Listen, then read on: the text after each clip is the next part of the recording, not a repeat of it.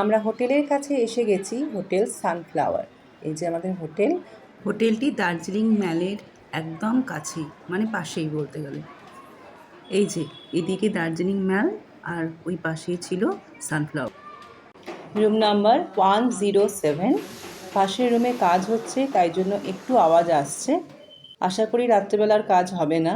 এখানে একটা king size bed আর একটা সিঙ্গল বেড দেওয়া আছে। এখানে একটা টি টেবিলও দেওয়া আছে, আর টি টেবিলের সামনে একটা 1 সিটার আছে। এই রুমটি হলো ট্রিপল এক্সিকিউটিভ রুম, -1 ফ্লোরে আছে। আজ মেঘে ঢাকা, কিছু দেখা যাচ্ছে না। এই রুমের সিলিংটা বেশ সুন্দর লেগেছে আমার। আর বাকি হোটেলের মতো এখানেও TV, cupboard, mirror, phone, kettle, tea bag, geyser সব কিছুই আছে। দুদিনের জন্য আমাদের 8059 লেগেছে, ব্রেকফাস্ট সহ।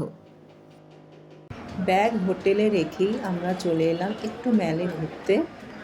আমরা আজ সকালে নিউ জলপাইগুড়ি থেকে 6:15 নাগাদ যাত্রা শুরু করেছিলাম, আর ডাউহিল হয়ে ঘুরে আমরা দার্জিলিংয়ে পৌঁছেছি 10:30-এ।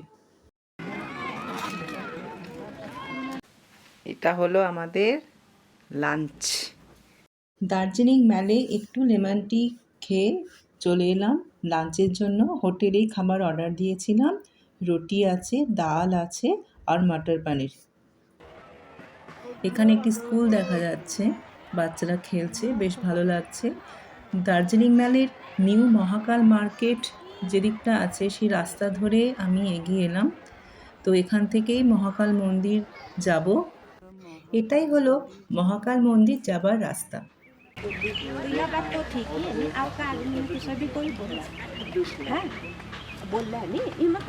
এই যে রাস্তাটা আপনি দেখতে পাচ্ছেন, এই রাস্তা ধরেই দার্জিলিং ম্যাল থেকে আপনি মহাকাল মন্দির আসতে পারবেন। বাহ, বেশ সুন্দর।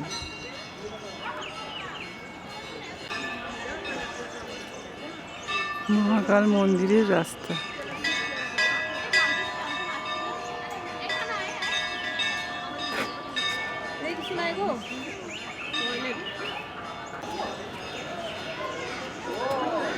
এই পথ ধরে আবার উঠতে হবে।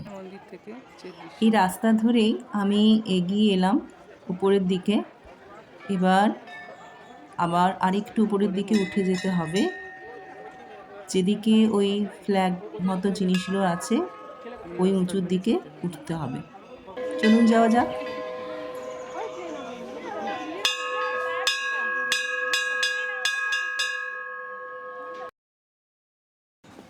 এই ডিফারেন্ট কালারের ফ্ল্যাগের মতো জিনিসগুলো ঠিক কী আমার জানা নেই। আপনারা যদি জানেন তাহলে কমেন্টে লিখতে পারেন। তবে দেখতে বেশ সুন্দর লাগছে।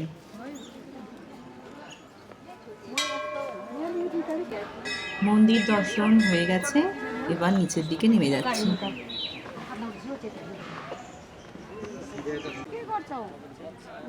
এবারে আমি চলে এসেছি দার্জিলিং ম্যালে। এখানে বসে থাকতে বেশ ভালো লাগছে।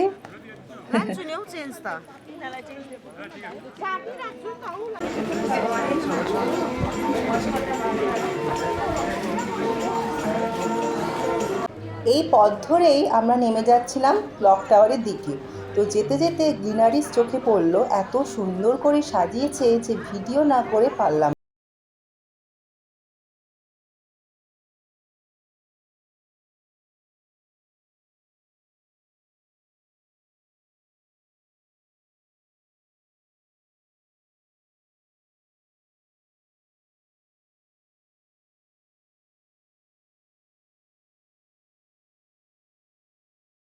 গেছি, আর এই ডান দিকেই রয়েছে ক্যাভেন্টার্স। एक्चुअली ये जो रोड है ना सर, हेलो सर, ये रोड का नाम ही AJC Bose road. AJC Bose road. আচ্ছা। আমরা ক্লক টাওয়ার থেকে গাড়ি বুক করে চললাম পিস প্যাগোডা, বাতাসিয়া লুপ ও মনেস্ট্রি ঘুরে দেখতে। এই তিনটি জায়গা ঘুরে দেখতে 1500 টাকা লাগছে। আমরা চলে এসেছি জাপানিজ টেম্পলে।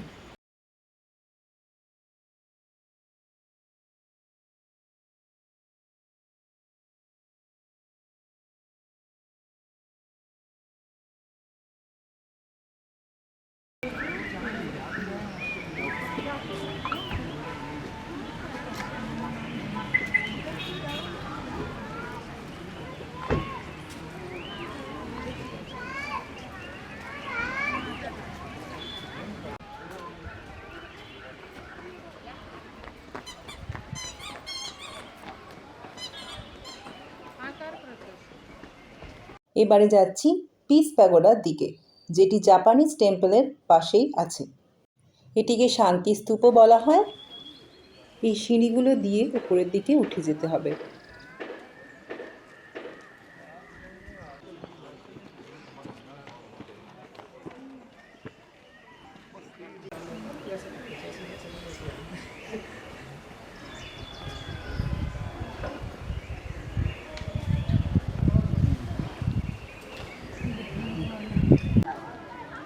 বাতাসিয়া লুপ। এবারে আমরা এসে গেছি বাতাসিয়া লুপে। বাতাসিয়া লুপে এন্ট্রি ফি হচ্ছে 50 রুপিস পার পারসন। আর যেহেতু আকাশ মেঘে ঢাকা, তাই কাঞ্চনজঙ্ঘা দেখার কোনো উপায় নেই।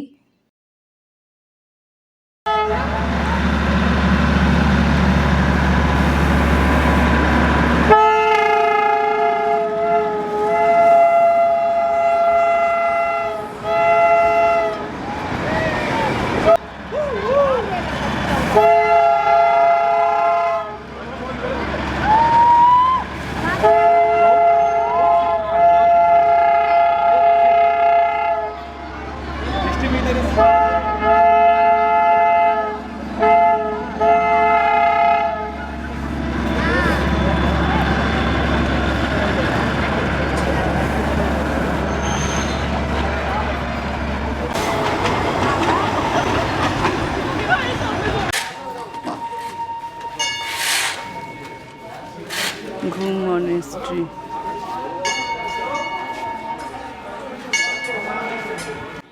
এই মনেস্ট্রির ভেতরে গৌতম বুদ্ধের একটি মূর্তি আছে।